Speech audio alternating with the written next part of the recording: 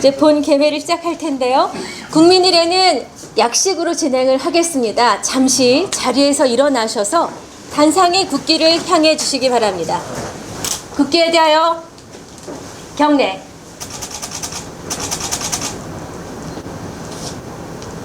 바로 자리에 앉으시기 바랍니다. 이제부터 이 본행사에 참석하신 주빈들께서 여러 가지 말씀을 해주실 텐데요. 시간에 제약이 있습니다. 그래서 목사님 기도만 제약이 없고 그 뒤에 말씀하시는 분들은 약 2분에서 3분 정도로 지켜주시면 감사하겠습니다. 아시는 것처럼 이 나란 일 큰일 하시는 분들이 나중에 맨 나중에 하는 게 시간 안에 말하는 거잖아요. 그래서 그 능력을 오늘 보여주실 수 있을 것 같습니다. 자, 둘의 공동체 운동본부의 김준호 목사님, 지난 1년 동안 정말 고생 많으셨습니다. 교회 가는 날하고 법원 가는 날이 비슷비슷하셨는데, 네, 해결되셨죠, 목사님? 네, 목사님의 기도가 있겠습니다. 함께 해주십시오. 전능하신 하나님, 우리는 하나님께서 역사의 주인 되심을 믿습니다. 하나님께서 이 나라를 사랑하시고 행복한 국민 되기를 원하시는 줄 믿습니다. 나라가 바르지 못한 사람들이 주관하게 되어 어려움이 많습니다. 뜻있는 동지들이 모여서 자유와 공중 포럼을 창립합니다. 주님이 함께하여 주셔서 우리가 전심전력 헌신하고 단합하고 열심을 다해 일해서 희망을 줄 수 있는 귀한 자유와 공정 포럼 되게 하여 주시옵소서. 우리들의 단합된 힘으로 한라산에서 저 백두산까지 통일 한국 시대의 영광스러운 나라를 우리들의 힘으로 이루어 나가게 하여 주시옵소서. 그를 위하여 작은 시작이지만은 크게 뻗어서 위대한 코리아를 이루는 일에 열매 거두게 하옵소서. 감사드리며 예수님 이름 받들어 기도드려 싸움나이다. 아멘. 네, 김진호 목사님의 기도가 있으셨습니다. 계속해서 저희와 공정포럼의 김석준 대표의 창립 선언이 있겠습니다.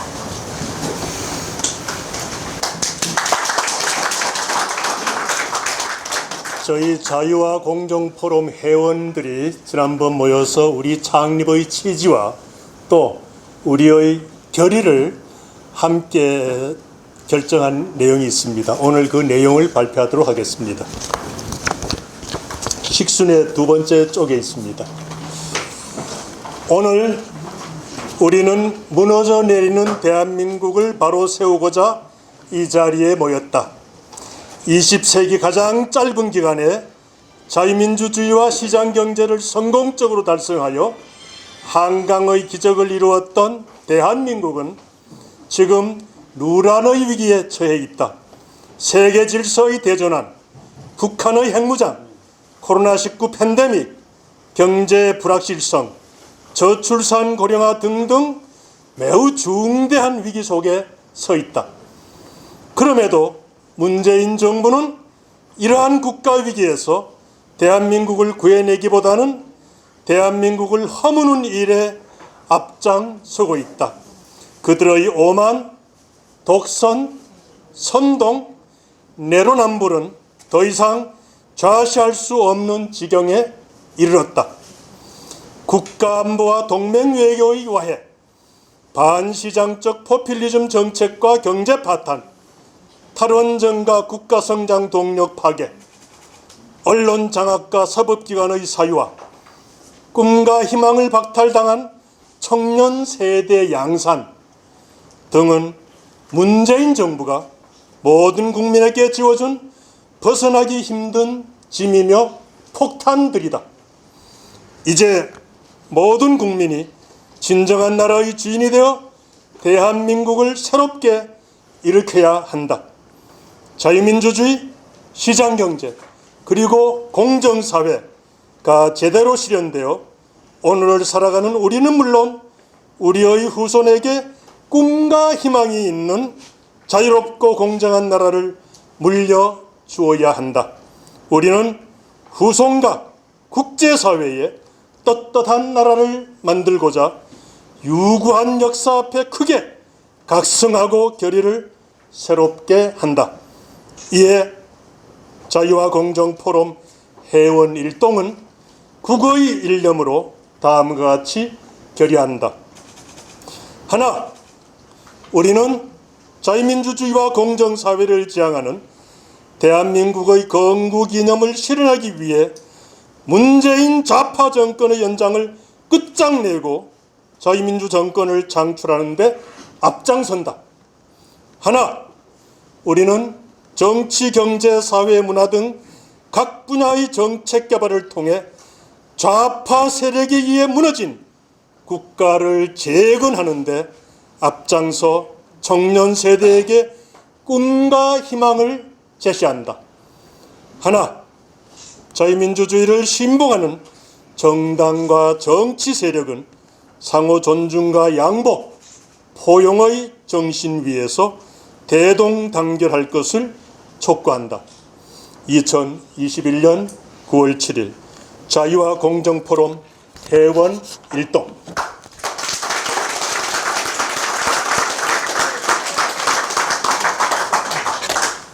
네, 감사합니다. 자유와 공정 포럼의 김석준 대표의 창립 선언이 있었습니다. 자, 이제 이민배 사무총장의 경과 보고를 듣도록 하겠습니다.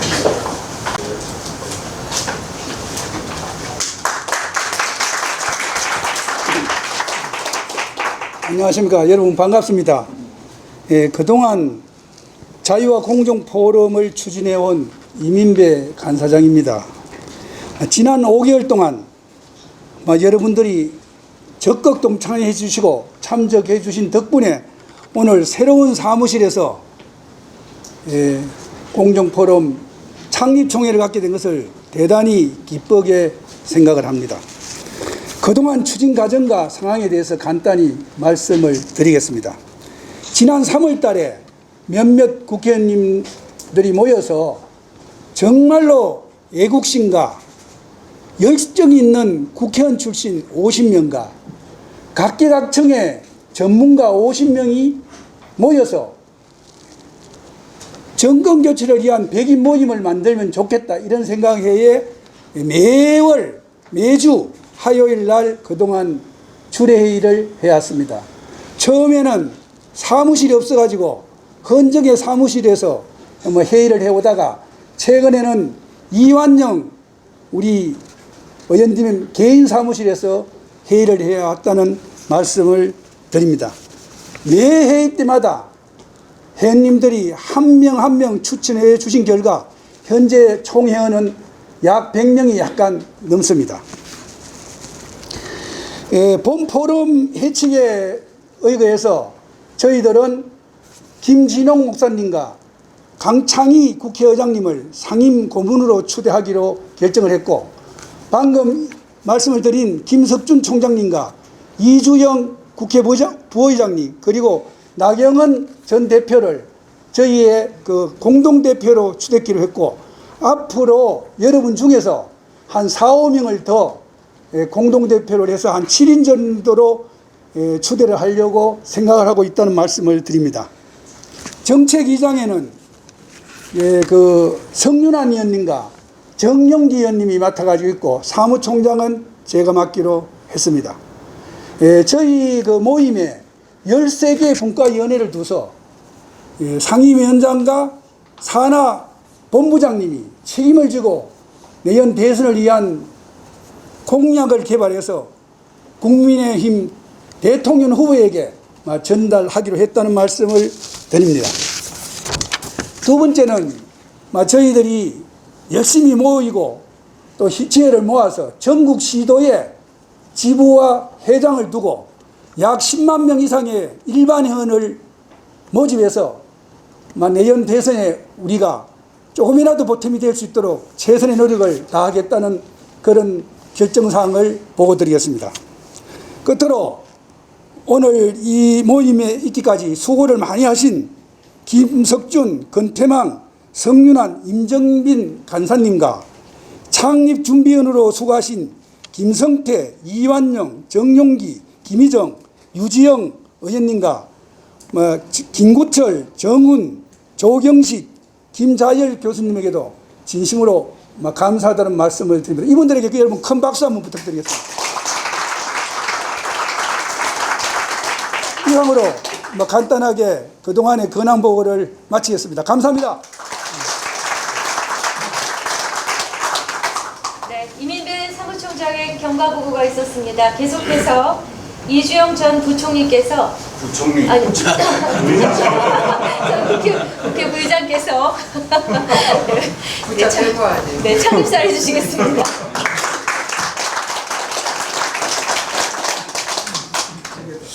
예,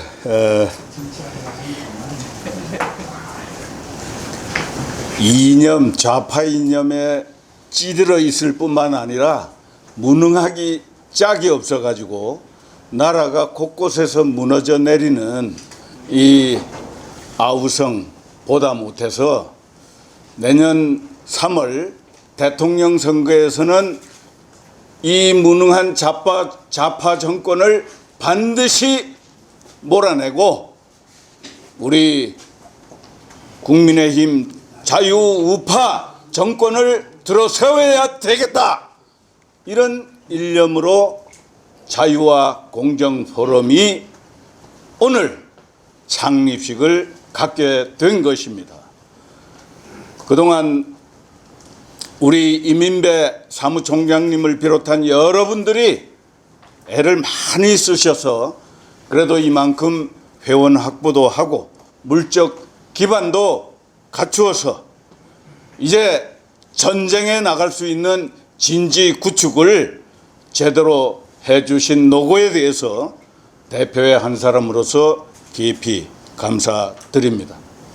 또한 오늘 이 창립을 축하하기 위해서 귀한 발걸음을 해주신 강창희 의장님, 또 주호용 대표님, 김진홍 목사님, 김현철 소장님께도 깊이 감사드립니다.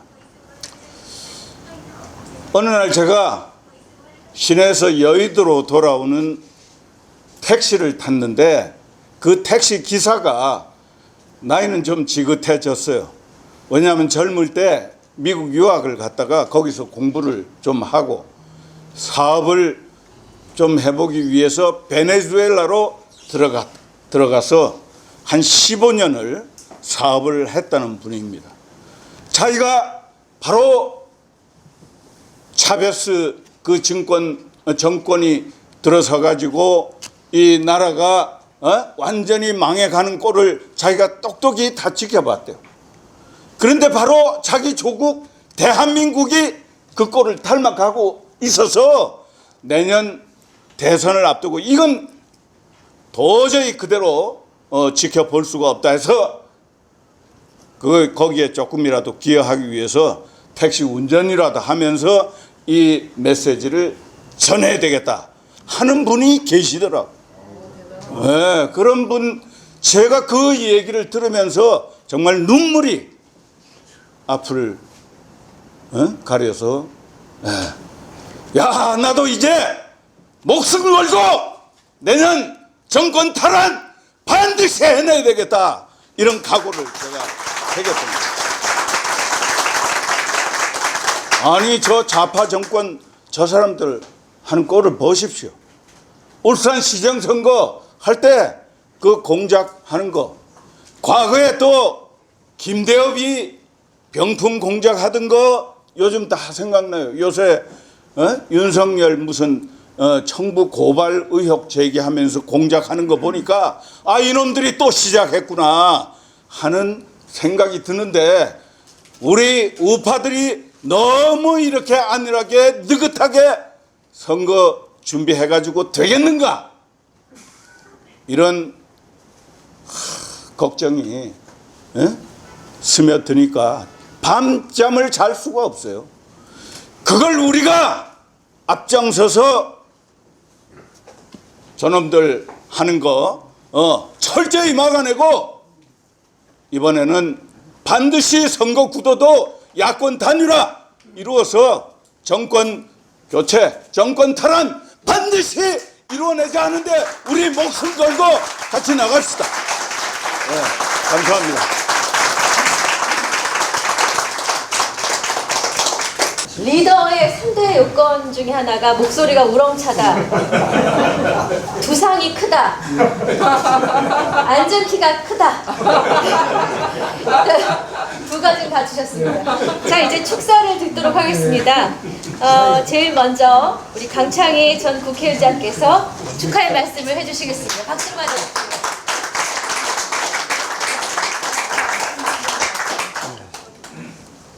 이지영 부의장 목소리에는 반도 안 드는 것 같아서 거기다 마스크까지 쓰고 있으니까 뭐 들릴 것 같지가 않아서 죄송합니다. 잘 들립니까? 그럴까요? 아니 그런데 우리 이민배 총장님께서 상임고문이라고 지금 발표를 했는데 정보를 요만큼도 안 주고 지금 이 자리까지 왔는데 제가 뭐 그래도 축사를 하라고 그래서 몇 장 끄적끄적 써왔는데 하나도 필요가 없게 됐어요. 여기 다 있어요. 다 있는 내용이야. 거기다가 또 이주영 의장 말씀하시고 제가 간단히 몇 말씀만 드리겠습니다. 또 2분만 하려니까. 네, 지금 이 자리에 참석하신 분들은 물론이고 밖에 계신 많은 분들이 가지고 있는 심정은 똑같을 겁니다.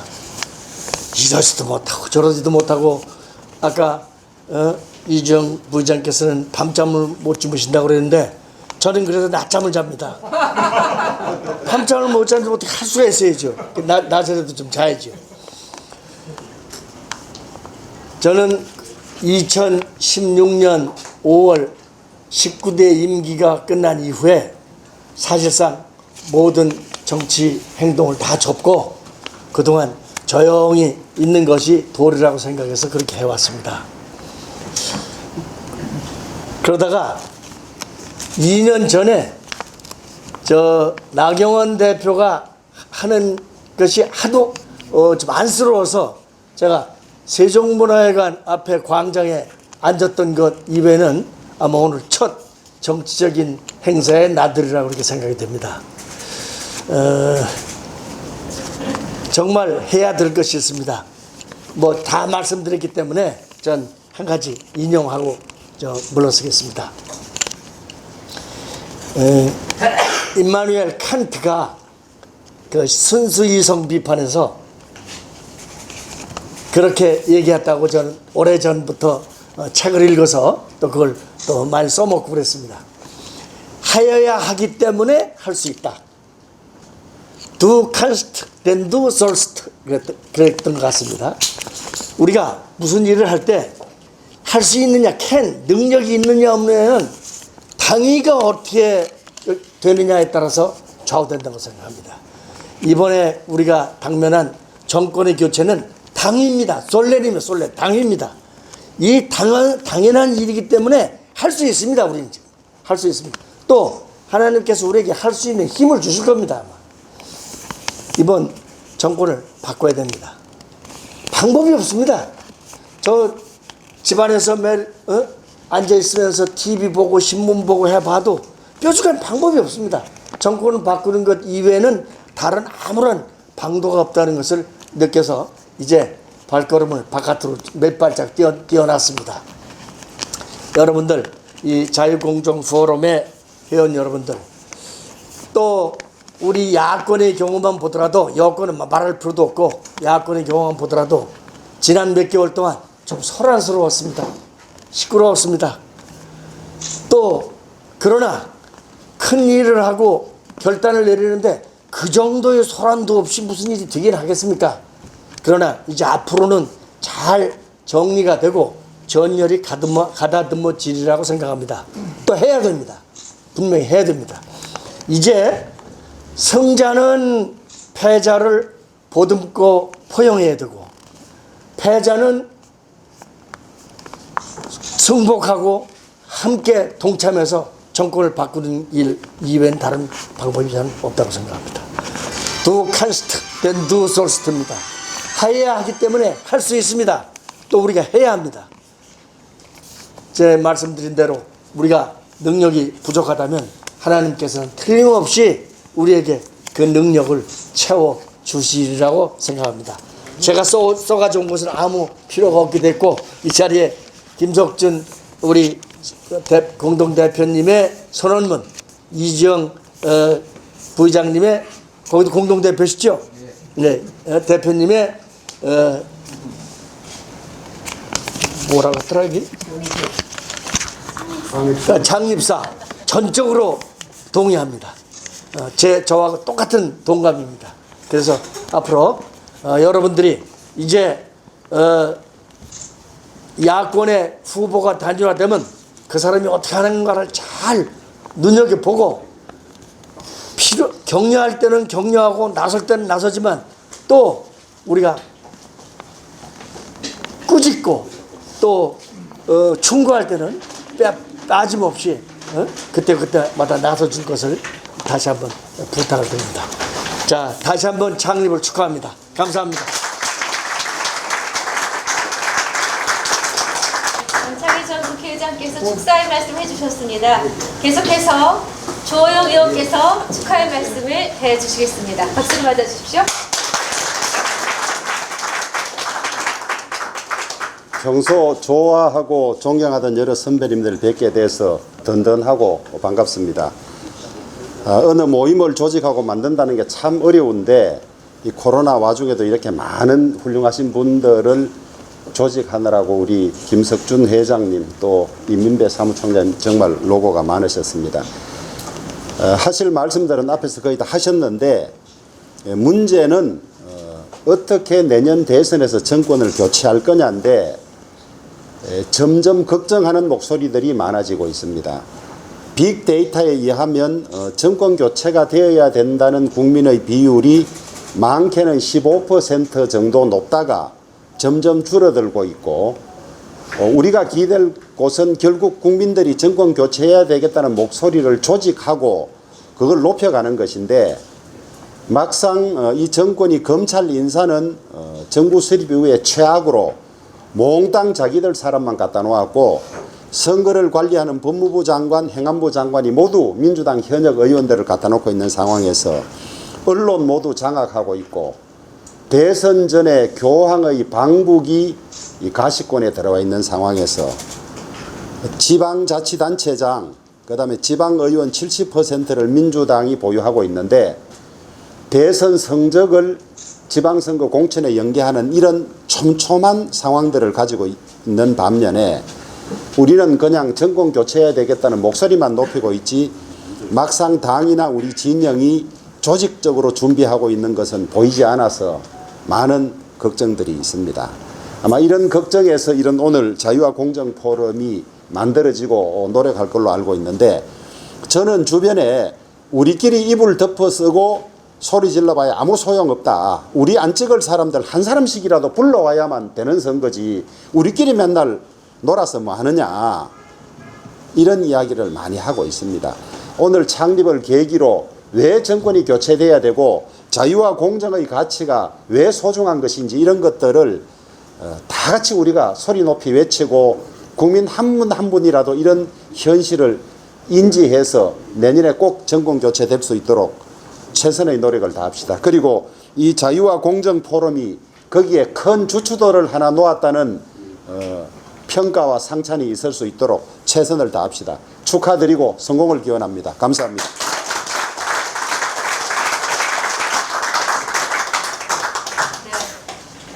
조영 의원님의 말씀을 듣고 보니까 긴장을 덜컥 늦춰서는 안 되겠구나 하는 생각을 하게 됩니다.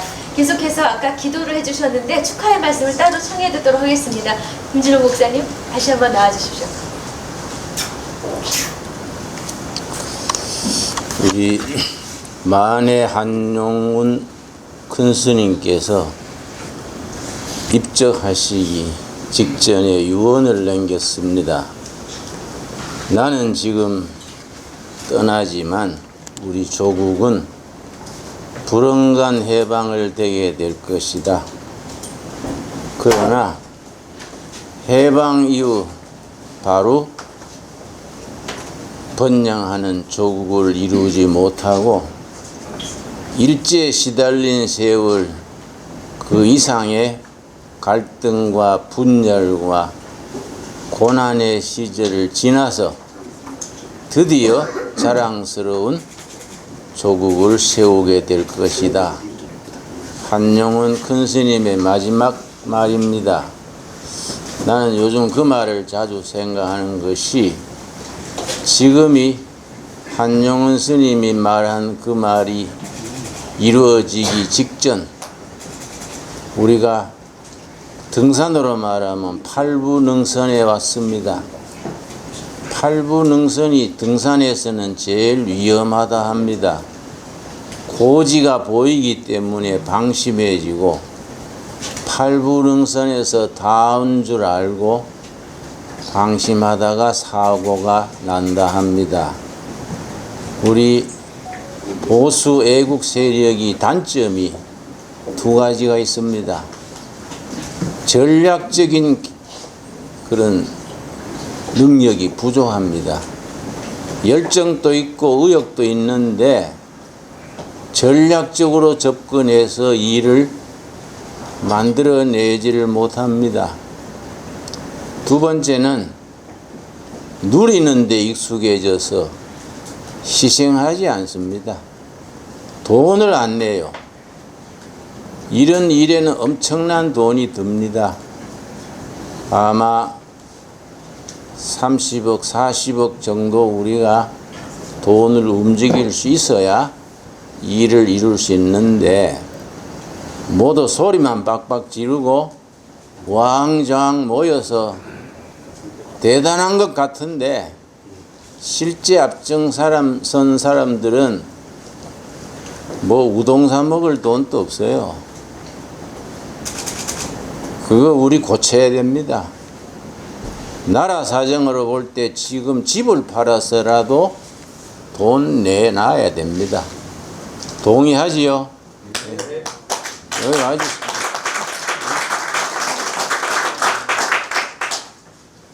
우리 보수 세력은 누리는 데 익숙해 있습니다. 희생하고 돈 내고 앞장서서 일을 이루어 나가야 됩니다. 이번에는 이겨도 되고 져도 되는 단계가 아니지 않습니까? 절대절명의 순간입니다. 그런데 대통령 선거는 선거하기 2달 전에 판가름 난다 해요. 국회의원 선거는 2주 전에 판가름 난다 합니다. 아직 여유가 있습니다. 8, 9, 10, 11, 12 5달 여유가 있습니다. 3월 9일이 선거니까 이 기간을 우리가 정말 전략적으로 여러분 머리는 장식품이 아닙니다. 머리를 써야 돼요. 전략 전술을 가지고 안 되는 것도 되도록 만들어 나가야 됩니다. 근데 좌파 저쪽 세력들은 책사가 많아요. 돈도 있어요. 그 사람들은 도덕성이 없기 때문에 하고 싶은 건 다 합니다. 우린 점잖하고 도덕적인데 냉수 마시는 거예요. 이래가지고는 판이 되질 않습니다. 앞장선 사람들 내가 일일이 모르지만은 그 분위기만 붕붕 띄우지 말고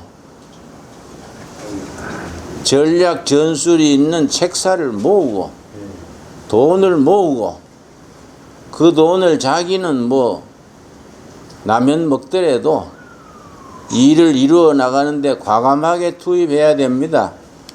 내가 일을 해보니까 그래요. 여러분, 그러고 우리 보수 측의 최고 약점이 대동단결 정신이 약해요. 다 골목대장 하려 그래. 응? 전체를 위해서 희생하겠다. 이런 게 약합니다. 앞장선 사람들이 깊이 생각하고 헌신해서 이번에 반드시 일을 성취시켜 나갈 수 있게 되기 바랍니다. 감사합니다.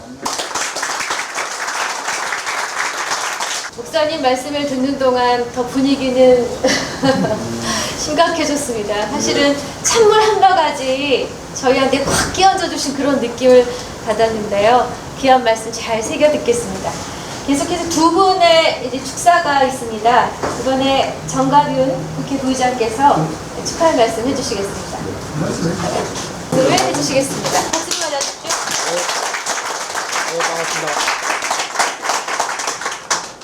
앞서서 뭐 좋으신 네? 마스크 벗을까요? 소리 잘 안 들립니까? 예.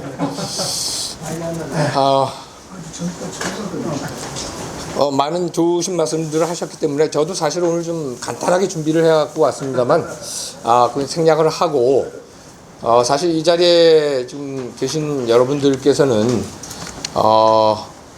내년 봄에 대선에 사실 반드시 정권 교체를 위해서 모이신 그런 모임으로 생각을 합니다. 그리고 또 반드시 정권 교체가 이루어져야 된다고 뭐 저뿐만 아니라 여기 계신 모든 분들이 공감하고 있다고 생각을 합니다.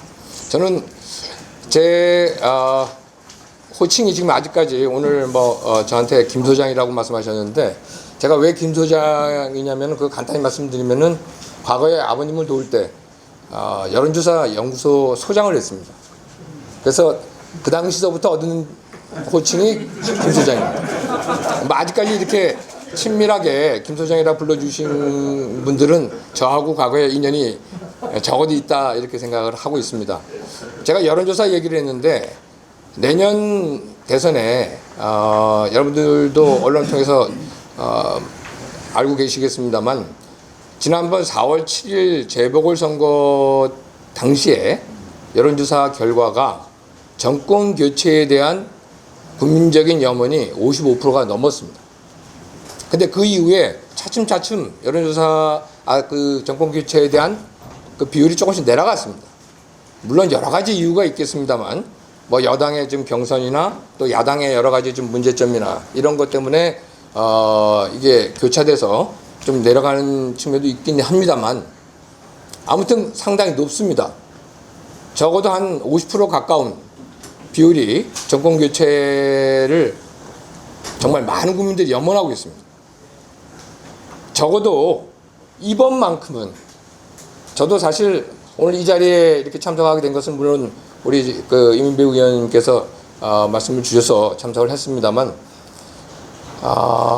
또 제가 사실 이 정권의 탄생에 또 이렇게 참여를 했기 때문에 어찌 본다면은 저로서는 내년 대선에 정말 이런 정권을 다시는 겪어서는 안 되겠구나라는 그런 것을 제 스스로가 겪었고 또 그렇게 돼서는 안 된다는 생각 그 일념 하나 때문에 사실 이 자리에 나왔습니다.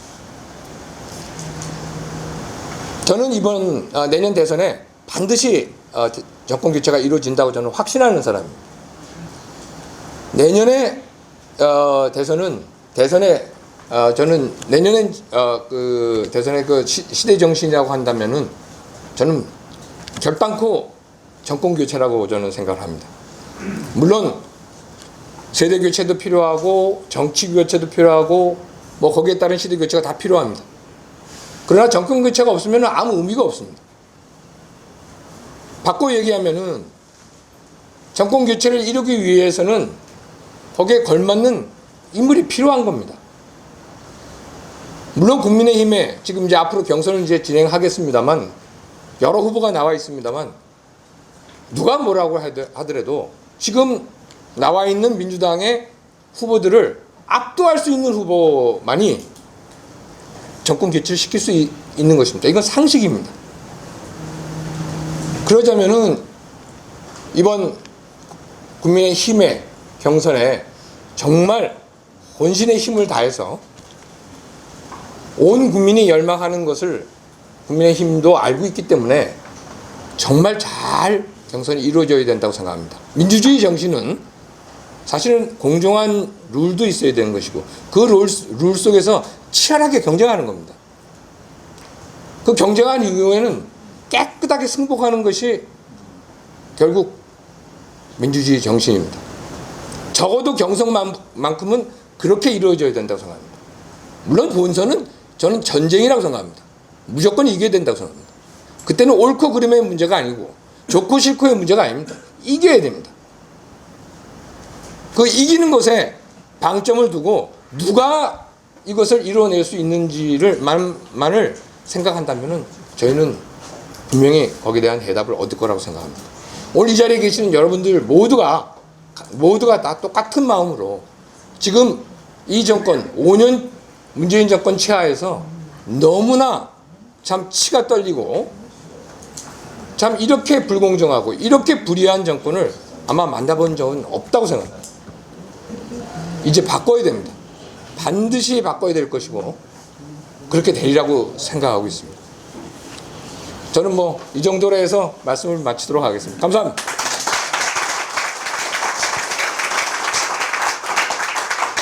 네, 감사합니다. 여기 자리하신 분들 몇몇 다 소개해 올리고 싶습니다만 시간이 허락되지 않는 점 양해해 주시기 바랍니다. 그리고 공동대표를 맡고 있는 나경원 의원은 오늘 개인 사정 때문에 참석하지 못해서 여러분께 또 아쉬움을 전하기도 했습니다. 이렇게 해서 1부를 마무리하도록 합니다. 2부 시간은 이 자유한국당 비대위원장을 역임하셨던 김병준 위원장님 모시고 특강을 듣도록 하겠는데요. 대권을 지고 싶은 사람이 꼭 만나야 될 어른들 중에 한 분으로 저는 알고 있습니다. 한 기본 3번, 한 번은 차를 마시고 한 번은 술을 마시고 한 번은 식사 좀 하셔야 이분의 말씀을 들을 수 있다고 알고 있는데요.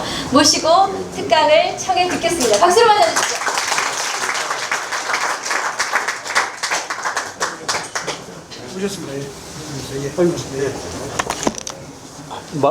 마스크 벗어.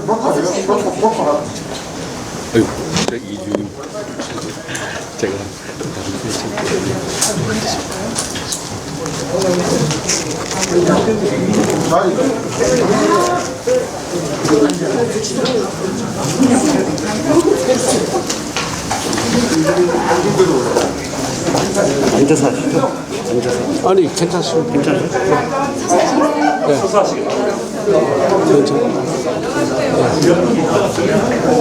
지금 곧 정리가 되니까. 예. 아니 괜찮습니다. 바로 여기 지금 반가운 얼굴들이 많이 계셔가지고. 아니 또 우리 박상희 형님 여기 와 계실 줄은 또 몰랐는데 여기. 휴식 가지시겠어요? 그러면 아니 바로 하겠습니다. 예. 마스크를 벗어도 된다 하니까 저는 참 편하고 좋습니다. 앞에서 축사하시는 분들 걱정을 많이 하셨는데 또 이제 뭐 정권 교체를 확신한다고 하신 분도 계시고 했습니다만 최근 뭐 저도 걱정을 많이 하고 있습니다. 저 불안감이 점점 더 커지는 그런 양상이고 좀 전에 이 자리에 오기 전에 여의도에 나온 김에 이제 우리 출입 기자들하고 전심도 하고 이렇게 만나 보니까 비슷한 제가 느끼는 것하고 비슷한 그런 감을 저한테 전해주시는 것 같아요. 여러 가지 걱정이 많습니다만 이런 가운데 불러주셔서 오늘 이 포럼 창립식에 불러주셔서 저로서는 큰 영광입니다. 김석준 회장님 또 이민배 총장님 다 감사드리고 또 여기 일일이 다 인사드리지 않겠습니다만 우리 정가빈 부의장님 또 앞에 쭉 김진영 목사님 좋은 말씀 들었고 또 강창희 의장님 또 다른 의원님들 김충환 의원님 우리 옛날에 참 젊었을 때부터 정말 뭐 일을 많이 했는데 지금 세월이 벌써 이렇게 흘러가지고 이렇게 됐습니다. 자, 제가 오늘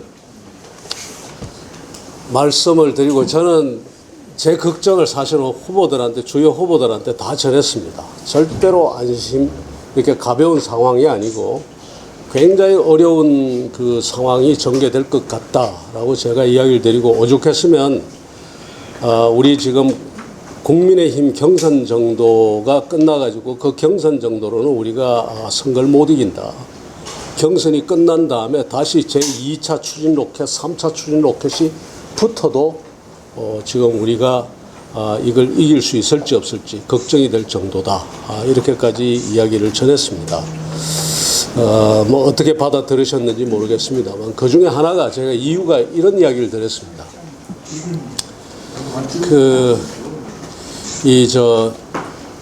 우선 저쪽에 이제 이재명 후보가 될 가능성이 상당히 큰 것 같은데, 우선 이재명 후보가 되는 경우에 우리가 흔히 지금 지난번 보궐선거 때까지 서울시장하고 그다음에 부산시장 보궐선거 할 때까지 잘 우리한테 큰 도움이 됐던 문정권 심판 프레임 같은 게 이제 전혀 먹히지 않게 될 거다. 결국은 민주당의 후보가 어떤 후보가 되더라도 또 이재명 후보가 되면은 더더욱 비문 내지는 반문의 길을 갈 가능성이 크다. 그렇게 되면은 친문 정권은 이미 정권이 다 됐고, 친문 정권 프레임 같은 거는 이제 국민들한테 전혀 먹히지 않게 된다. 이게 큰 하나의 문제고, 또 그 다음에 두 번째의 문제는 이재명 후보가 됐을 경우에 우리 후보가 또 어떤 후보가 어떤 전략을 구사하게 될지 모르지만 어찌됐든 그 보수의 밭이라고 할 수 있는 TK 정서가 상당히 흔들릴 가능성이 있기 때문에 그것도 큰 문제가 된다.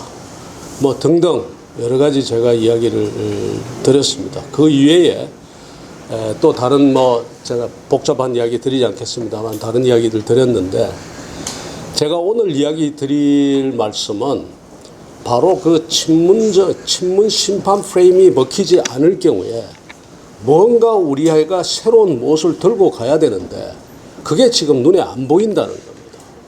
도대체 뭐를 들고서, 무슨 깃발을 들고 가서 그 국민들에게 호소를 하고 새로운 시대를 열겠다고 이야기를 하느냐. 분명히 어떤 뭐 큰 메시지가 있어야 되는데 그런 것과 관련해서 제가 이야기를 좀 드리려고 합니다. 근데 제가 사실은 제가 이렇게 완전히 성의 없이 이렇게 그냥 나온 게 아니고 사실은 제가 원고를 써서 드렸습니다.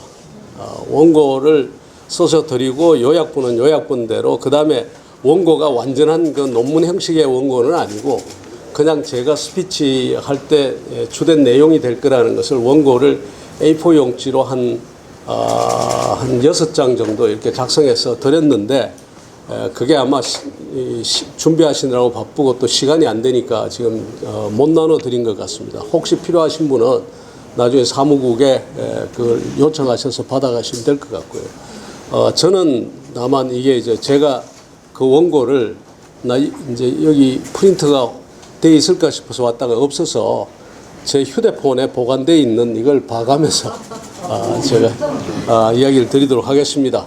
그래서 그러나 이제 뭐 어차피 제가 쓴 거리고 제 머릿속에 있는 이야기니까 대충 추려가면서 이야기를 드리도록 하겠습니다. 저는 우리 대한민국 국민이 정말 위대한 국민이라고 생각합니다. 이 점은 대단히 중요합니다.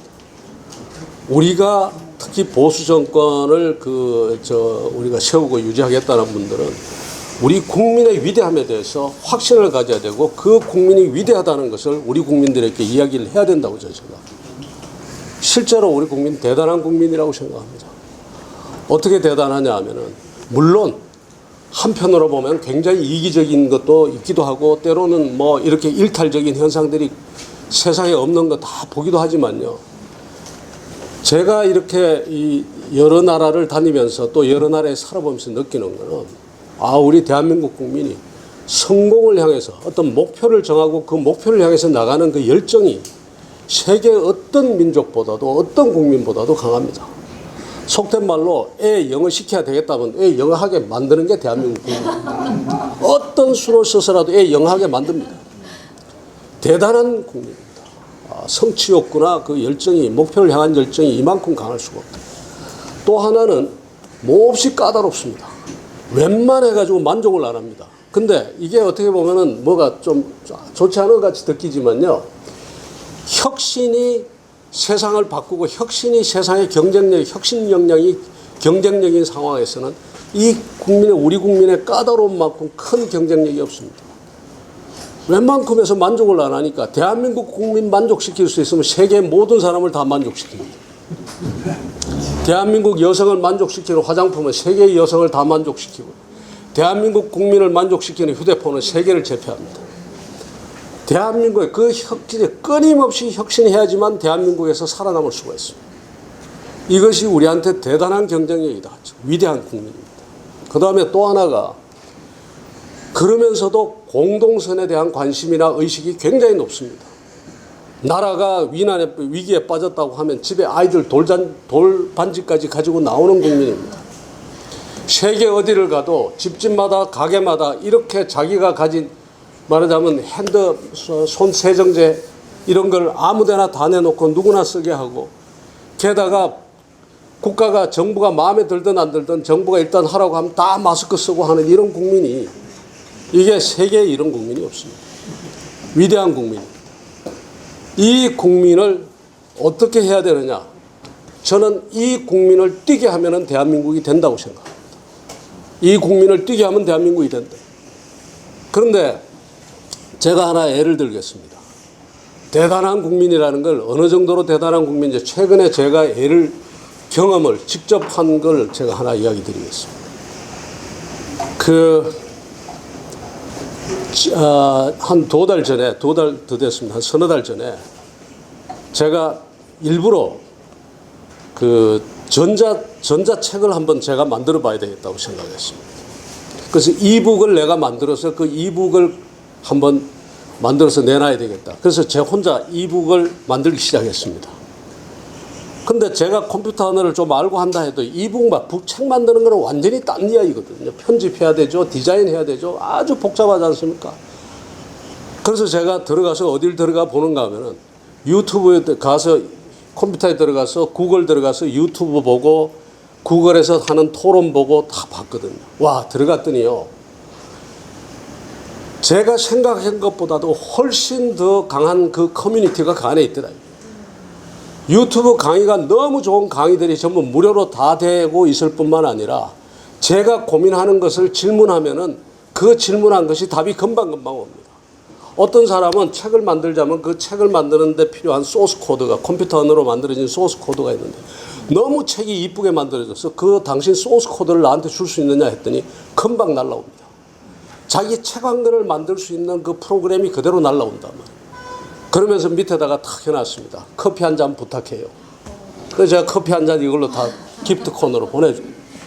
하도 고마워서 어떤 경우에는 제가 돈도 그자 번호를 좀 가르쳐달라 해서 5만 원도 보내주고 했습니다만, 저 혼자 책을 한 번도 만들어 보지 않은 사람이 그 안에 들어가서 대한민국 국민들이 일종의 공유 경제입니다. 자기가 가진 걸 다 내놓는 게 지식과 정보와 기술을 내놓고 서로 공유하는, 그 속에 들어가서 일주일 만에 제가 책을 한 번도 만들어 보지 않은 사람이 제 나이에 전자북 한 권을 만들어서 ISBN 넘버 받아서 지금 교보문고에서 4,000원에 팔고 있습니다. 근데 심지어 표지 디자인까지 제가 그래픽으로 다 했습니다.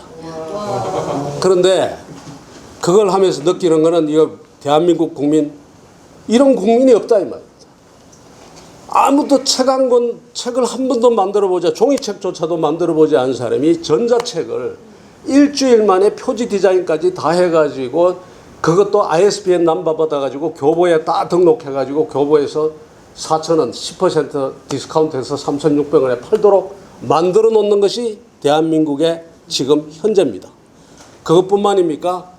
우리가 알고 모르게 곳곳에서 그걸 내놓습니다. 여러분들 요번에 보셨지 않습니까? 이제는 국가만 무슨 공공재나 공공서비스를 국가만 생산해내는 시대가 아닙니다.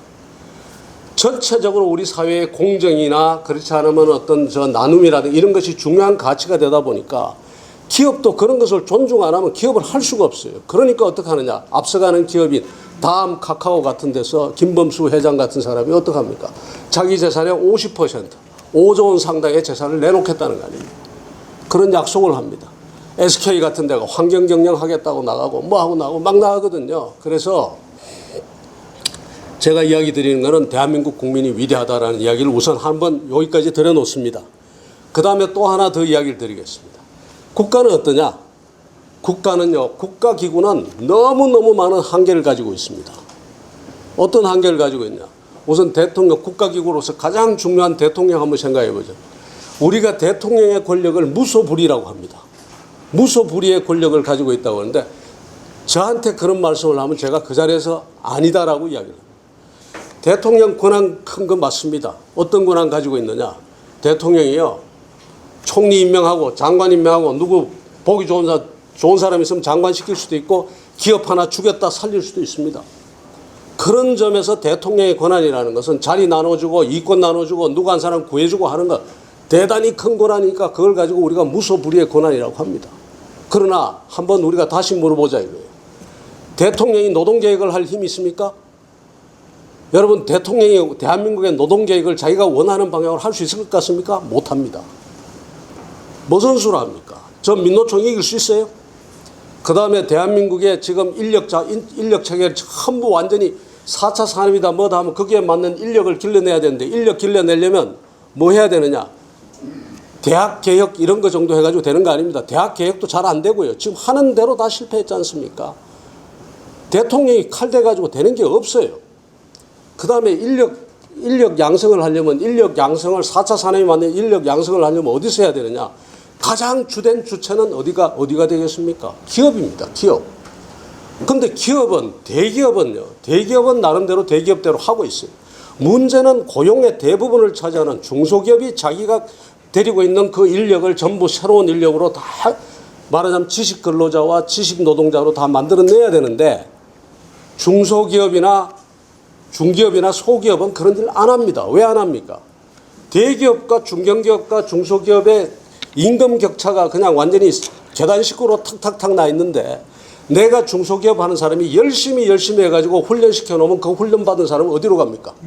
대기업이나 중견기업으로 다 가버립니다. 똑똑한 친구 골라서 교육시켜봤자 그 친구가 먼저 빠져나간단 말이에요. 그러면 나는 어떻게 해야 돼? 난 교육시킬 이유가 없는 겁니다. 그래서 대한민국의 중소기업들은요, 그 예외적인 경우를 빼놓고서는 지식 근로자와 지식 노동자를 생산해내는 일을 하지 않습니다. 이런데 대통령이 하라고 해서 합니까? 그 기업이? 절대 안 하죠. 그럼 대통령이 인력을 길러내려면 뭐까지 해야 되느냐? 우리의 지금 대기업과 중소기업 간의 임금 격차라든가 이런 것을 다 바꿔 근본적인 구조를 바꿔야지 우리 인력이 양성되는데 그걸 대통령이 할 수 있습니까? 택도 없이 못합니다. 대통령 못합니다. 제가 대통령 옆에서 5년을 일했는데 매일같이 일종의 말하자면 그 좌절감 속에 삽니다. 노무현 대통령이 돌아가시고 난 다음에 2009년에 뭐라고 글을 썼습니까? 노무현의 정치는 실패했고 그러면서 뭐라고 썼는가 하면 정치를 하면서 수십 년 동안 정치를 하면서 쌓고 부수고 그 숱한 세월을 싸워서 이겨왔지만 돌아보고 뒤를 돌아보니까 거기에는 뭐밖에 없더냐? 실패의 흔적밖에 없더라. 이렇게 썼습니다. 그게 대통령이 가진 그 권한의 한계입니다. 솔직히 말해서 어떠냐? 하도 일이 안 되니까요. 법이 통과돼야지 일을 할 거 아닙니까? 대통령이. 하도 일이 안 돼가지고 행정부 공무원의 책상 위에서 기한되기 시작한 것이 행정부 안에서 국무회의까지 다 거쳐가지고 그 다음에 국회로 가서 국회에서 심의 의결해서 통과돼서 법이 나올 때까지 얼마만큼 시간이 걸리는지를 제가 2006년에 청와대에 있을 때 우리가 청와대에서 세봤습니다. 3030개의 법률 전체를 재개정 법률을 3030개를 다 조사했습니다. 기간이 얼마인지 아십니까? 35개월입니다. 평균. 35개월이 걸려서 대통령 행정부 공무원의 책상 위에서 기한되기 시작한 것이 국회를 통과해서 실행 단계에 오는 것까지 통과된 것만 그렇습니다.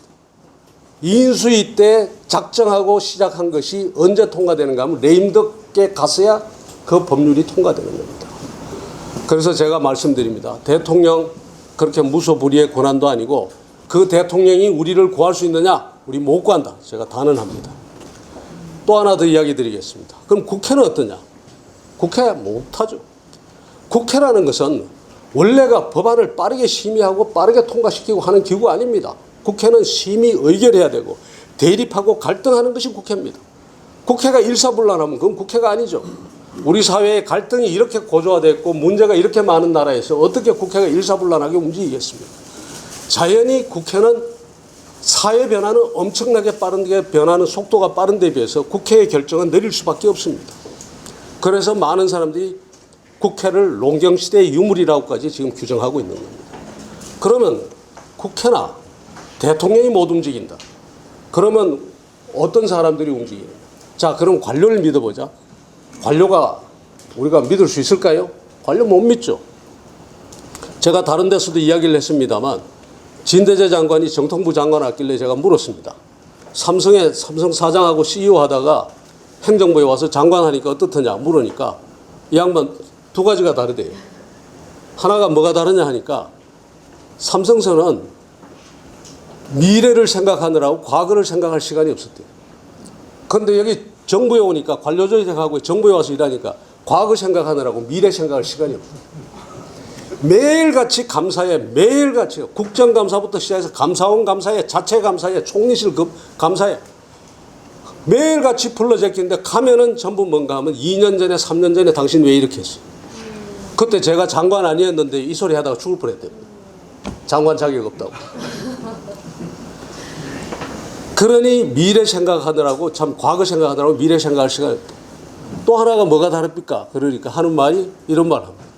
삼성서는 10가지 일을 하면 9개 시시한 거 실패하고 하나 괜찮은 거 성공하면 그걸로 부장도 되고 전무도 되고 사장도 되고 다 됐다. 공무원들 와서 일하는 거 보니까 10개 하는데 9개 대박을 터뜨렸는데도 하나 엉뚱한 거 하나 잘못해버리니까 목이 날아가 버립니다. 이 속에서 공무원들은 모든 법과 규정과 그 다음에 규칙과 지침들이 모든 것이 쥐레밭입니다.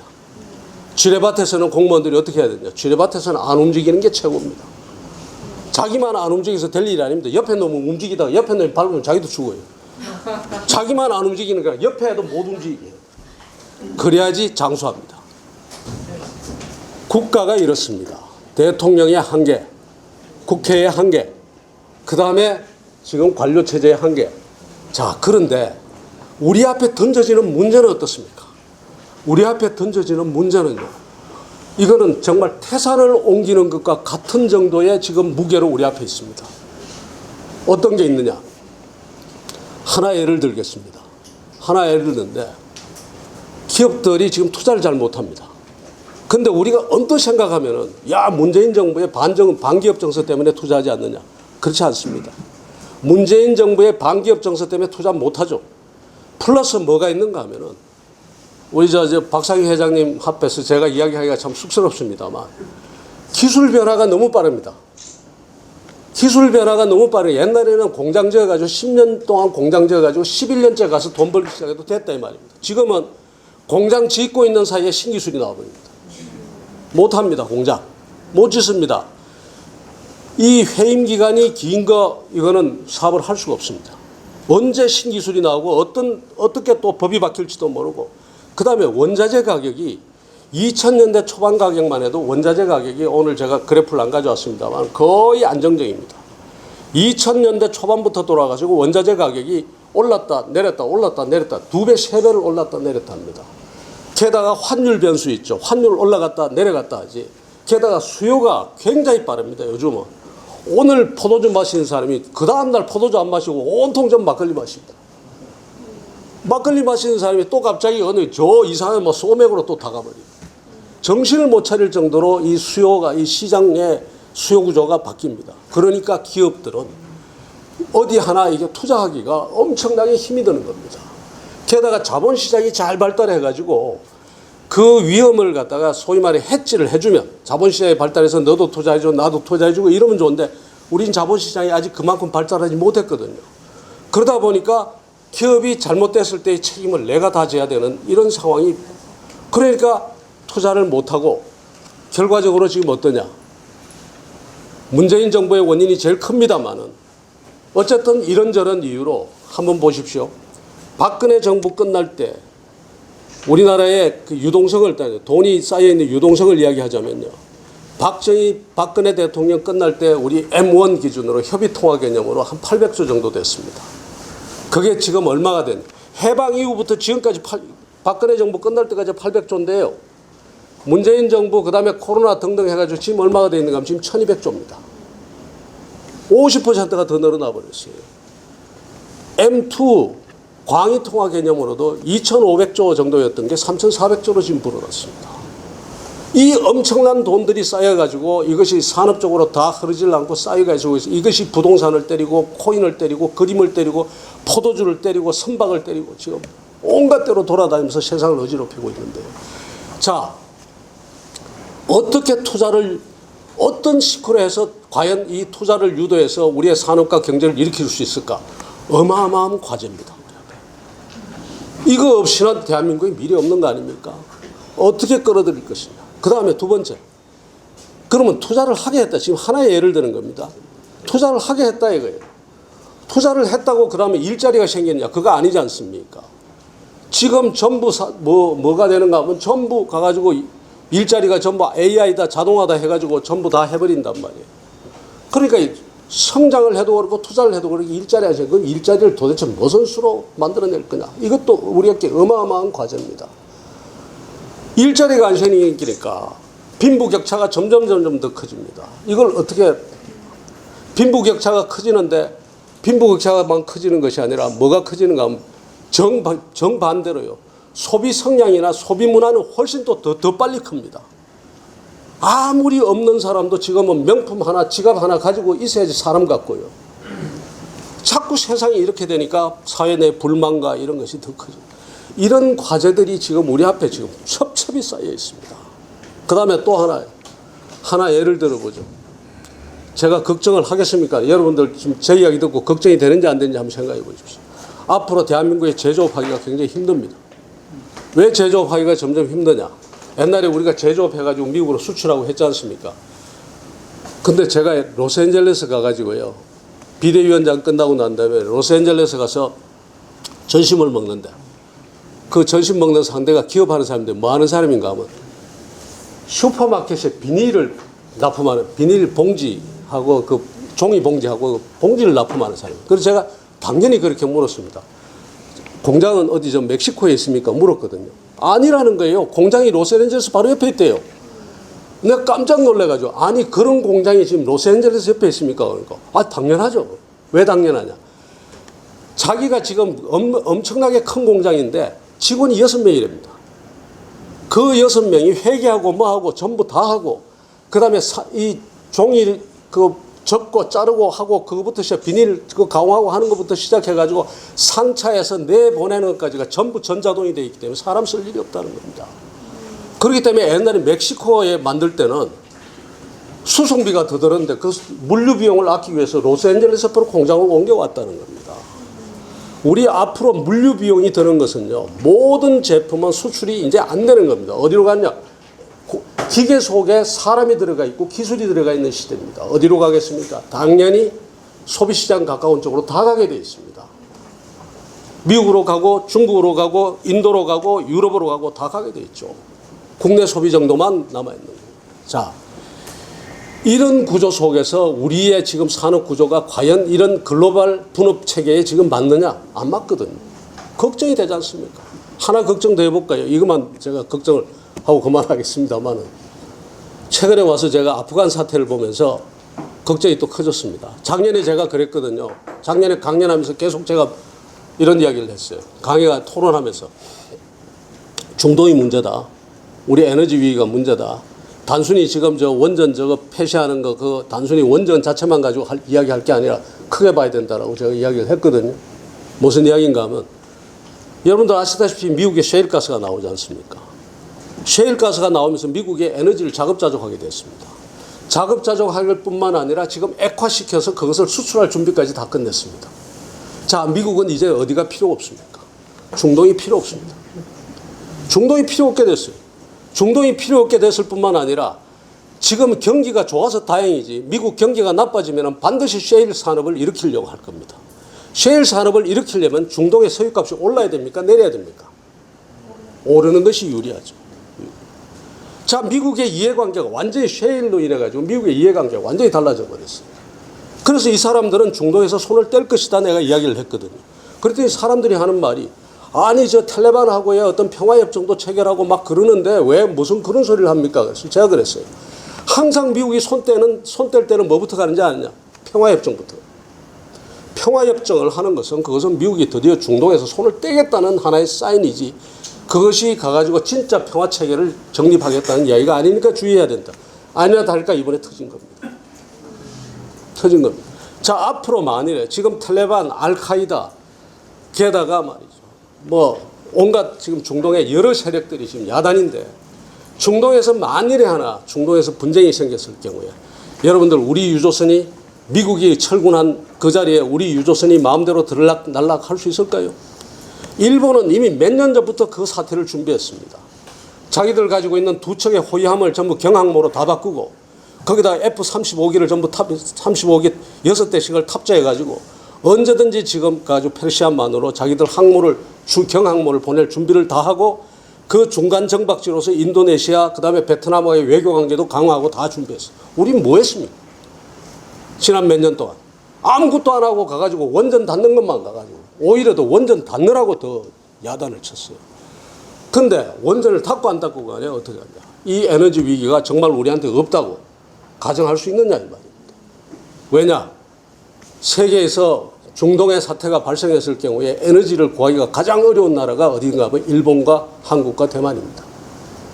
유럽은 하다못해 러시아로부터 받을 수도 있고 그 다음에 미국이 셰일가스를 액화시켜서 갖다 줄 때는 제일 먼저 어디부터 갖다 주겠습니까? 당연히 유럽부터 먼저 가겠죠. 우리는 후순입니다. 한미 방위조약 이런 거 다 해서 우리 후순입니다. 자, 이런 위험들이 우리한테 이렇게 쌓여 있는데 아까 제가 말씀드렸지 않습니까? 대통령과 국회가 이 문제를 풀 수 있을까? 나는 어렵다고 봅니다. 누가 풀어야 되느냐? 우리의 산업을 일으키고 뭐 하고 하는 것이 다 어디에 푸는가? 저는 국민이 풀어야 됩니다. 국민 한 사람 한 사람이 정말 위대한 그 지금 가지고 있는 우리의 상상력과 창의력과 우리의 생산력을 다 해가지고 풀어야 돼. 그래서 뭐가 중요하냐? 그래서 뭐가 중요한가 하면 자유주의가 중요하고 자유민주주의가 중요하고 자유시장 경제가 중요한 겁니다. 자유시장 경제라고 하는 것이 바로 뭡니까? 위대한 국민을 뛰게 하는 것이 자유시장 경제입니다. 그 자유시장 경제에서 국민 한 사람 한 사람이 전부 하나의 체인지 메이커가 되고 그 다음에 혁신의 주체가 되어서 뛰어줘야지만 되지. 옛날처럼 우리가 대통령이 가지고 당신은 조선하시오, 당신은 자동차 하시오, 당신은 반도체 하시오 이 시대가 아니라는 겁니다. 그래서 우리한테는 자유주의와 자유민주주의가 어느 때보다도 지금 중요한데 그리고 그 자유민주주의와 자유시장경제를 하려면 우리 국민의 위대함에 대해서 우리 스스로 느끼고 우리 국민들에게도 우리 얼마나 위대한지를 우리가 이야기해 줄 수 있어야 된다. 여기서 뭐가 차이가 나는가 하면 좌파와 진보하고가 차이가 나는 겁니다. 좌파 진보는 어떠냐? 이 사람들은 국민을 한마디로 말해서 졸로 봅니다. 자기들이 국민 존중한다고요? 국민을 우습게 봅니다. 국민을 어떻게 보느냐 하면 풀어놓으면 이것은 개판 치는 사람으로 봅니다. 그런 존재로 봅니다. 그렇기 때문에 뭐 하는가 하면 계속해서 국가 권력을 강화하겠다는 겁니다. 지금 문재인 정부 하는 짓 아닙니까? 예를 들어볼까요? 먹방 방송을 규제하겠다고 나섰습니다. 왜 규제하냐고 그러니까 먹방 방송 먹으면 국민이 그 먹방 방송 보고 마구잡이 먹어서 체중이 늘어나서 건강을 해친답니다. 대한민국 국민을 어떻게 보는 겁니까? 먹방 방송 보면 이게 살찌는지 뭔지도 모르고 마구 퍼먹는 그런 존재로밖에 안 보입니다. 소주 광고를 갖다가 규제하겠답니다. 그 소주 광고를 왜 규제하냐 하니까 젊은 여성이 나와가지고 하고 또 남성이 나와서 젊은 친구가 하고 이렇게 하면은 거기 따라서 술을 막 먹어가지고 건강을 해친답니다. 건강보험료가 더 든답니다. 그래서 규제하겠답니다. 우리 국민을 그 정도로 보고 있는 겁니다. 이 정부가요 정말 졸로 보고 있습니다. 그러니까 곳곳에 규제를 하겠다는 겁니다. 곳곳에. 지금 문재인 정부 돌아가지고 얼마나 제가 국가주의라고 비판을 했는데 그냥 비판한 게 아닙니다. 구석구석이 지금 가가지고 그 국가 권력을 강화해서 정말 형편없는 정부거든요. 그리고 이 사람들 머릿속에는 그게 다 있습니다. 자기들은 선한 민족이고 자기들은 선한 사람이고 선한 권력, 국민은 조리고. 그래서 국민은 어떻게 해야 되냐, 가르쳐야 되고 훈련해야 되고 보호해 줘야 되고 뭐 해야 되고. 최재형 후보하고 윤석열 후보가 윤석열 후보가 규제 완화 이야기했다가 얻어맞았고, 최재형 후보가 내 삶을 책임지는 국가, 이런 국가가 돼서 되겠냐라고 했다가 얻어맞았는데요. 그 양반 말씀이 100% 다 오는 거 아닙니까? 100% 다 오는 겁니다. 규제 완화해야 됩니다. 국민을 뛰게 해야 되죠. 자, 불량식품 가지고 얻어맞았는데요. 한번 자유주의적인 관점에서 한번 생각해보고 대한민국 국민이 위대하다고 생각하고 한번 해보십시오. 불량식품 가지고 불량식품이 나왔다 이거예요. 나왔으면 그 불량식품을 아이들이 먹는다고 생각하자고요. 국가가 규제를 풀면. 누가 움직이겠습니까? 국가가 안 움직이는 대신에 누가 움직입니까? 학부모가 움직이고 선생님이 움직이게 돼 있죠. 애들이 불량식품 먹는 것을 그냥 두고 볼 학부모가 어디 있고 그냥 두고 볼 학교가 어디 있습니까? 부모와 학부모가 하는 그 통제가 훨씬 더 강한 통제일 수 있습니다. 시민사회에서 하는 사회적 통제가 훨씬 더 강한 통제가 돼서 그게 작동할 수가 있고, 오히려 국가 통제는 국가가 통제한다고 하지만 오히려 국가는 많은 경우에 누가 한가 하면 특정 이해관계 세력의 국가 권력이 포획이 돼버립니다. 봉투 안 갖다 줘도 서로 친한 인과관계 뭐 해가지고 봐주고 그 다음에 넘어가고 기준 낮추고 그럴 수 있거든요. 지금까지 그래 왔잖아요, 국가 권력. 오히려 부모들이 하는 통제가 훨씬 더 강할 수 있단 말이에요. 최재형 후보 말하는 내 삶을 책임지는 국가가 잘못됐다. 잘못됐죠. 내 삶을 왜 국가가 책임져야 됩니까? 내 삶을 내가 책임져야지. 내 삶을 내가 책임지게끔 국가는 그 환경을 만들어주면 되는 거지. 왜 내 삶을 책임진다고 하고 나를 가르치려고 하고 나를 갖다가 지배하려고 하고 감독하려고 하고 등록시키고 번호 매기고 왜 그 짓 하느냐는 겁니다. 이제 그만하자는. 제가 하나 예를 들어 보겠습니다. 제 손녀가 대안학교를 다닙니다. 제가 원고에는 제 손녀라고 안 그랬습니다만 대안학교를 다니는데 위에 둘이 다 대안학교를 다닙니다. 근데 이 대안학교가 굉장히 좋은 학교입니다. 민망할 정도로 좋은 학교입니다. 독일에서 한 프로그램인데요. 자연주의 교육입니다. 그러니까 애들이 눈이 오나 비가 오나 눈 오면은 우위 있고 우산 쓰고 산으로 들러 다니고요. 겨울 되면 추운데도 30분씩 1시간씩 산으로 다니고 막 이런 교육입니다. 저도 좋고 우리 딸하고 사이도 좋아해서 거기 보내거든요. 보내는데 이 학교가 왜 대안학교냐? 교육부가 뭐라고 하는가? 이거 학교 아니라는 겁니다.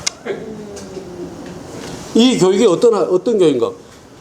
94년도에 세계 교육부 장관 회의에서 가장 모델이 되는 학교로 선정한 게 이 학교입니다. 제가 어느 프로그램인지 제가 말씀을 안 드리겠습니다. 세계 교육부 장관 회의에서 세계 최고의 교육이라고 인정하고 유네스코가 이거만한 교육이 없다고 하고 KBS, EBS가 교육혁신 프로그램을 하면서 제일 먼저 소개한 것이 바로 이 교육 프로그램입니다. 그런데 한국에서는 학교 아니랍니다. 왜 학교 아니냐고 하니까 교육부가 말하는 학교의 조건이 하나도 안 맞는다는 겁니다. 어떻게 안 맞는가? 하나 예를 들어서 국어를 가르쳐야 되는데 국어 안 가르치고 산수를 가르쳐야 되는데 산수 안 가르친다는 거예요. 근데 이 학교 프로그램은 어떤가 하면요. 산수, 국어 잘라서 가르치는 게 아니라 예를 들어서 제 아이가 지금 손녀 아이가 3학년인데 3학년에 원래 주요 과제가 뭔가 하면 벼농사입니다. 모시기부터 시작해서 애들이 벼농사를 다 하는데 그 벼농사를 하면서 농촌과 관련된 사회를 배우고 이 산수를 그 속에서 배우고 농가 원령가부터 시작해서 농민들이 부르는 노래부터 시작해가지고 그런 국어를 거기서 배웁니다. 과목이 국어 과목이 없고 산수 과목이 없다고 너는 학교 아니라는 겁니다. 그래서 제가 이야기를 합니다. 이렇게 해서 혁신교육 언제 할 거냐? 그러기 때문에 교육부도 혁신한다는 겁니다. 혁신학교 만들어서. 왜 국가가 그걸 독점해야 되지? 학부모들이 조합을 형성해가지고 부모들이 자식 잘못 가르치겠다는 부모가 어디 있겠습니까?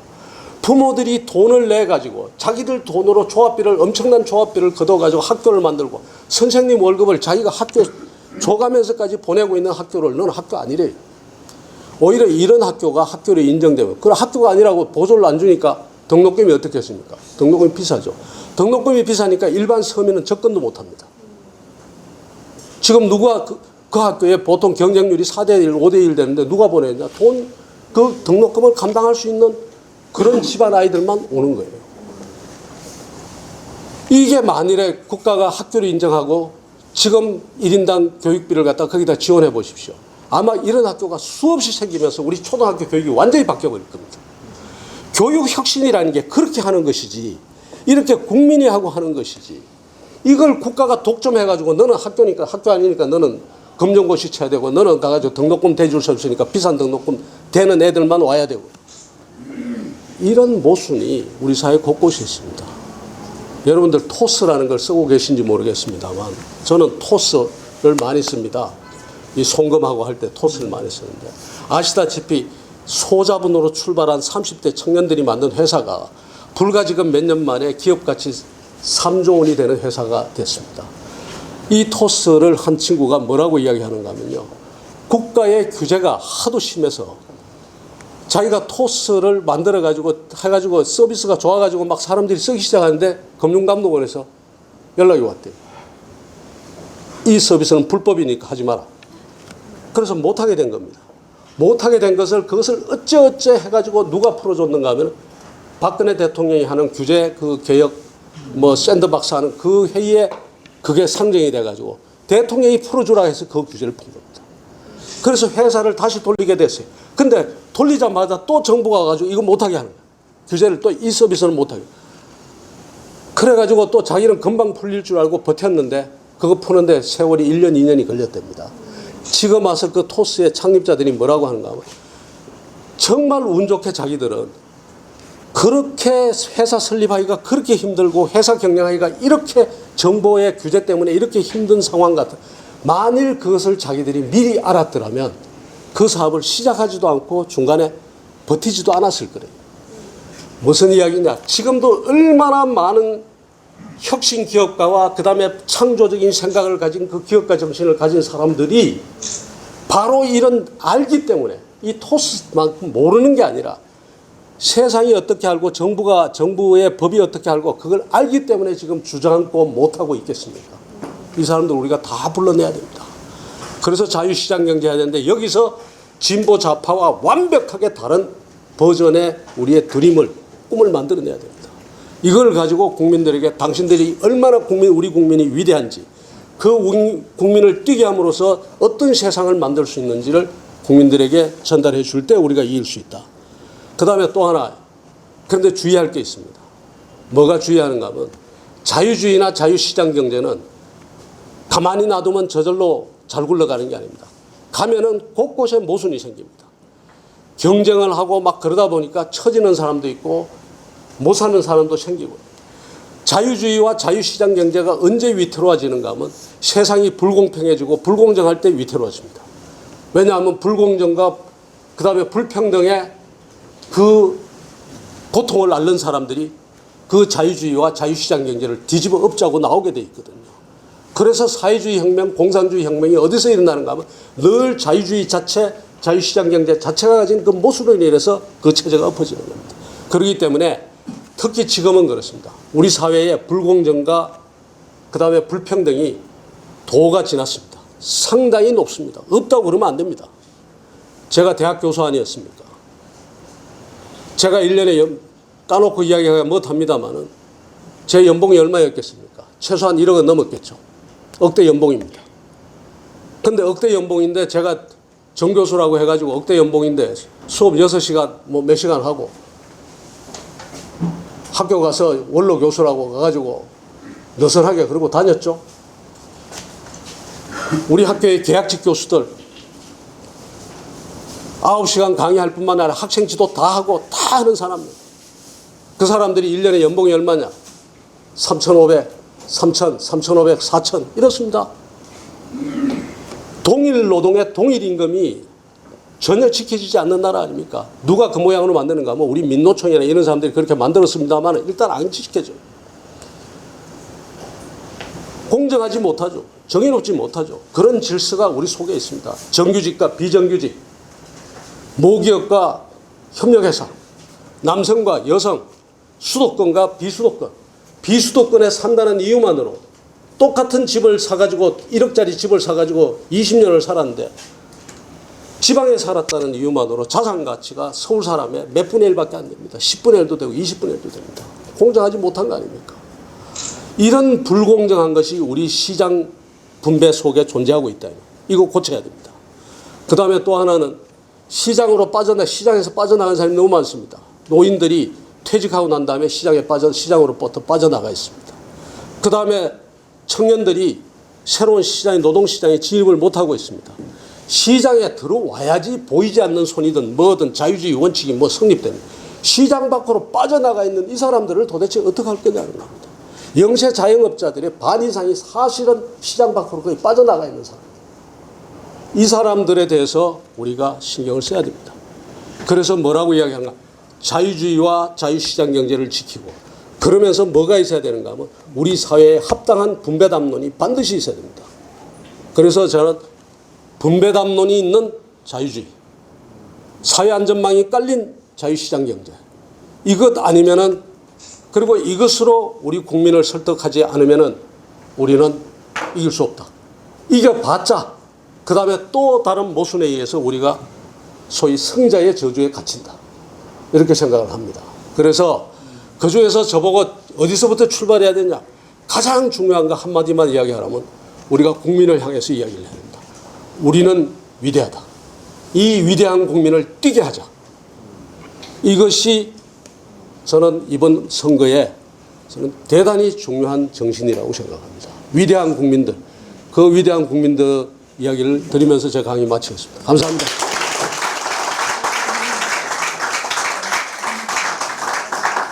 혹시 정말 너무 하나도 빠질 것이 없는 명강의를 들었습니다. 질문이 있으시면 우리 위원장님께 질문하시고 또 답변을 듣는 시간을 잠깐 가져보겠습니다.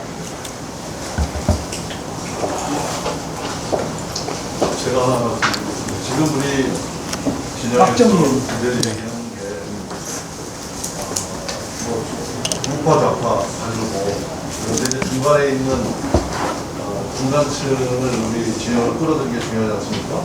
그런데 지금 이제 문재인 대통령 지지율이 40% 콘크리트 정도 갖춰 있는데 저는 이거를 아까 위원장님 말씀하신 대로 어떤 우리 해방 이후에 정권을 잡아왔던 우리 진영이 말하자면 우리 사회 모순을 배태시키고 더 발전을 심화시키는 세력이다 이렇게 보는 거 아닙니까? 그래서 결국 못 사는 사람들은 뭐 세계화라든가 혹은 또 이 AI라든가 이런 일자리 뺏기는 거에 대해서 책임을 전부 이쪽으로 이제 보고 있고 또 우리 진영은 탄핵 이후에 갈라져서 이제 뭉치지 못하고 있고 그래서 그런 소외된 세력에 대한 그 표심, 중간층의 표심을 아까 위원장님 말씀하신 대로 분배 문제, 정말 이제 능력주의에 대한 그런 것을 어떻게 수고해서 끌고 올까 하는 게 결국 숙제가 아니냐 이렇게 보거든요. 자, 저는 이제 그래서 제가 구체적인 이야기를 다 드릴 자리는 아닌 것 같고요. 하여튼 분배담론이 있어야 된다.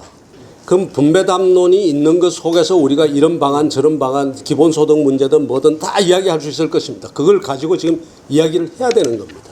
그래서 이야기를 해야 된다는 이야기만 제가 드리고요. 하나 분명히 말씀드린 것은 이 사람들은 진보 정권의 성격을 잘 알아야 됩니다. 여러분. 이 사람들이 제가 짤막하게 이야기 드리겠습니다. 몇 가지만 이야기 드립니다. 자유와 평등 중에서 어느 것을 앞세우느냐 이야기하면 이 사람들은 평등을 앞세웁니다. 보수나 우파는 자유를 앞세웁니다. 그런데 반드시 우리가 명심을 해야 됩니다. 자유를 앞세우는 세력과 평등을 앞세우는 세력은 그 결과에 있어서 확연히 다릅니다. 자유를 앞세우는 그러한 사람들이나 자유를 앞세우는 체제 아래서는요, 평등도 삽니다. 왜 사는가 하면 평등하자는 이야기를 자유롭게 할 수 있기 때문입니다. 그렇죠? 평등하자는 이야기를 할 수 있기 때문에 자유체제 속에서는 늘 평등의 가치가 이야기가 됩니다. 평등을 앞세우게 되면 어떻게 되느냐? 평등을 앞세우는 건 평등하게 하려면 거기에 권력작용이 있어야 됩니다. 왜냐하면 사람들의 자유권을 뺏어야지 이 평등하게 만들 수가 있거든요. 그러니까 국가 권력이 강해집니다. 강해지면서 자유권을 억압합니다. 자유권을 억압하니까 자유롭자는 이야기도 할 수도 없고 평등하자는 이야기 할 수 없어요. 자연스럽게 그 국가 권력은 어떻게 되는가 하면 일종의 그 권력이 불평등 권력이 됩니다. 사회주의 국가, 공산주의 국가가 더더욱 계급 사회가 되는 이유는 바로 여기에 있는 겁니다. 그래서 우리는 자유와 평등 중에서 항상 무엇을 앞세워야 되는가 하면 자유를 앞세워야 된다. 평등을 앞세우는 자는 이것은 자유를 죽일 뿐만 아니라 평등도 죽이는 그런 철학이라는 것을 우리가 명심을 해야 됩니다. 그 다음에 또 하나요. 이 친구들은 성장과 분배를 이야기하는데 성장을 이야기하지 않습니다. 분배를 이야기를 합니다. 그리고 소득주도 성장 같은 것이 분배를 통해서 성장을 이룬다고 이야기하는 거짓말입니다. 그리고 더더욱 중요한 건요. 성장이 없으면 누가 죽느냐? 성장이 없는 곳에서 있는 사람이 성장이 없다고 가정을 할 때, 제로 성장 사회라고 가정하거나 마이너스 성장이 돼서 하고 있을 때 잘 사는 사람이 버티겠습니까? 못 사는 사람이 버틸 수 있겠습니까? 잘 사는 사람은 어떤 형태로든 자기 살아나갑니다. 하다못해 자본을 해외로 이동하고 아니면 밖에 이민이라도 갑니다. 없는 사람은 점점 더 죽는 것이 인류의 역사가 증명해 왔고 우리 IMF 시대 때 우리 경험이 증명해요. 성장이 멈춘 곳에서는 늘 없는 사람이 고통을 받게 되어 있습니다. 그런데 없는 사람을 위한다는 진보가 성장에 담론이 없다? 이것은 사이비 진보입니다. 대한민국의 진보는요. 명백하게 사이비 진보들이고 사기 진보들입니다. 어떻게 진보주의자가 성장하지 않으면 없는 사람이 죽는데 그 없는 사람을 생각하지 않을 수 있습니까? 그 다음에 또 하나 더 있습니다. 복지를 이야기를 하는데요. 이 사람들은 복지 우선주의자 아닙니다. 복지를 하려면 복지가 지속 가능한 복지가 이루어져야 되잖아요. 지속 가능한 복지가 이루어지려면 성장이 적당히 이루어져야 될 뿐만 아니라 복지를 위하면 복지를 하자면 그게 돈이 들어가게 돼 있는데 그 돈을 대는 사람은 누군가 하면 돈을 잘 버는 사람들입니다. 돈을 잘 버는 사람들이 조세를 통해서 세금을 통해서 복지에 필요한 돈을 내놓고 그 다음에 복지를 하게 되는데 이 복지제도가 지속 가능하려면 돈을 내는 사람들이 최소한 기분 안 나쁘게 낼 수 있어야 됩니다. 그래야지 조세 저항이 없기 때문에 그 복지제도가 돌아가거든요. 그런데 대한민국은 지금 지금 진보 좌파들이 하는 복지는 돈을 내는 사람들이 기분 나쁜 복지입니다, 지금. 안 써도 되는데 들이 쓰고 막 가가지고 퍼주고 매표 행위하고 이 복지거든요. 이 문재인 정부의 복지는 이건 복지가 아니라 복지 파괴입니다. 왜냐하면은 돈을 내는 사람이 기분 나쁘단 말이에요. 그러니까 돈을 내기 싫어요. 이 복지는 오래 못 갑니다. 그래서 제가 이야기합니다. 지난번에 중앙일보 인터뷰하면서 했더니 미다시로 뽑았더라고요. 문재인 정부는 복지 파괴주의자들. 이래가지고는 이런 복지 세상에 없습니다. 복지를 하려면 세금 내는 사람이 기분 좋게 내도록 이거는 이 세금을 내면은 이것이 나한테 도움이 되고 미국 사람들요 여기 지금 내려오다 보니까 한 1, 2분 더 이야기해도 됩니까? 피케티 책이 있더라고요. 피케티 아시죠? 소득세를 70%, 80% 최고 세율 80%까지 거둬야 된다고 하는 게 피케티입니다. 그 피케티가 예를 든 것 중에 뭐라고 예를 들었는가 하면 미국이 한국에 와서도 피케티가 그렇게 이야기했습니다. 소득세 최고 세율 70%까지 해야 된다고 했는데 그러면서 미국이 91%까지 거둔 적이 있다라고 이야기를 했습니다. 그래서 제가 요번에 쓴 책에다가 그걸 제가 공격을 했어요. 언제 때 91%를 거뒀냐? 아이젠하워 때 거뒀습니다. 쭉 가가지고 1913년부터 시작해가지고 쭉 이제 소득세가 이제 올라오다가 이제 경제공황을 거치면서 30%를 넘기 시작해서 쭉 가서 60, 70, 80 드디어 공화당인데도 불구하고 아이젠하워 91% 최고세율 어마어마하게 높죠. 그런데 그 사람들이 실질적인 세율은 얼마인가? 실질적인 세율은 50% 안팎이었습니다. 이거 빼고 저거 빼고 공제하고 나면 그랬는데 그럼에도 불구하고 그 세금을 한 말 없이 냈습니다. 왜 냈는지 아십니까? 그 세금을 내는 사람들이 기분 나쁘지 않았기 때문에 세금을 내는 겁니다. 왜? 그 세금의 상당수가 이 빈곤층을 다시 재교육시키고 다시 그 사람들을 노동시장에 나오게 하고, 우리가 옛날에 그렇지 않습니까? 머슴이라고 밥 안 줍니까? 머슴 밥 더 줘야 되죠. 아주 나쁜 말로 이야기하면 노동력 재생산을 해야 되고, 그 다음에 그 노동력 재생산을 하기 위해서는 끊임없이 밑으로 가서 새로운 노동 인력을 계속 생산해요. 그런데 쓰니까 내놓는 겁니다. 뿐만 아니라 그런 데도 많이 깔았죠. 미국에 우리나라는 I-95 무슨 인터스테이트 하이웨이 그때 다 깐 겁니다. 그러니까 자본 돈 내는 사람 입장에서 내 돈 내서 내가 써도 시원찮은 걸 정부가 걷어서 내준다니까 흔쾌히 냈죠. 그게 딱 다 하고 나니까 어느 정도 수준에 딱 오르고 나니까 아이고 못 내겠다 이렇게 된 겁니다. 그래서 결국은 레이간 혁명이라고 하는 그 하면서 소득세율이 이제 38% 뚝 떨어지는데, 지금 와가지고 우리나라에서 지금 이 상태에서 70% 거두자, 80% 거두자 말이 됩니까? 아마 다 도망갈 겁니다. 아니면 사업 안 하죠. 사업 안 하죠. 그런 걸 가지고 이론이라고 지금 가져와가지고 그 이야기하는데 정말 우리 현실을 너무 모르는 이야기고, 그걸 가지고 진보 좌파들이 전부 가지고 피케티 혁명을 해야 된다고. 피케티 혁명하면 도대체 형님 사업하시겠습니까? 80%요. 차라리 나도 가가지고 누가 걷어주는 세금 그거 좀 먹고 말지. 내가 뭐 때문에 내가 80% 요즘 기업하는 게 그냥 기업하는 겁니까? 기업이 아차 순간에 기업하는 게 한국에서 기업하는 게 거의 형무소 담장 위에 있는 거나 같이 마찬가지입니다. 온갖 CEO 처벌하는 법이 어떻게 많든지 가가지고 아차 순간에 감옥 갈 판인데 그거 저 20% 그거 남기겠다고 사업하겠습니까? 차라리 그거 가지고 어디 예금 이자 받는 게 낫지. 하여튼 이 대한민국의 진보 좌파는요, 진보 좌파도 아닙니다. 이거 엉터리 진보 좌파입니다. 사이비 진보 좌파입니다. 그거 우리 국민들에게 알려줘야 됩니다. 얼만큼 복지를 파괴하고 있고 얼마나 가가지고 대한민국을 평등이라는 걸 앞세워가지고 대한민국의 미래를 얼마나 죽이고 있고, 이 사람들이 다시 재집권하는 거 절대로 안 됩니다.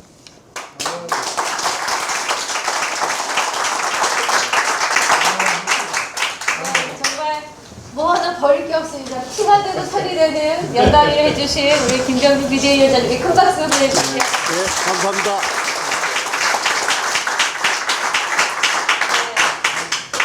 분배 담론이는 자유주의, 사회 안전망이 깔린 자유시장 경제를 통해서 위대한 대한민국 국민이 다시 뛰게 할 수 있는 나라를 만들어야 된다라고 요약을 할 수 있을 것 같습니다. 자, 오늘 자유와 공정 포럼 창립식 1부와 2부 순서를 모두 마치도록 하겠고요. 끝으로 성 총장님 당부의 말씀이 있으면 우리 회원 여러분께 말씀하는 거 해주시죠. 오전에 위원장님 그 원고 좀 카톡으로 좀. 예, 다 받아놨습니다. 보내드릴게요. 다 보내드리고, 오늘 전부 다 비가 오는데도 수고하셨고요. 다음 주에는 가능하면 윤석열 후보를 결정하고 있고, 하여튼 내일 3, 4등 거론이 되는 사람은 불러드리도록 노력하겠습니다. 감사합니다.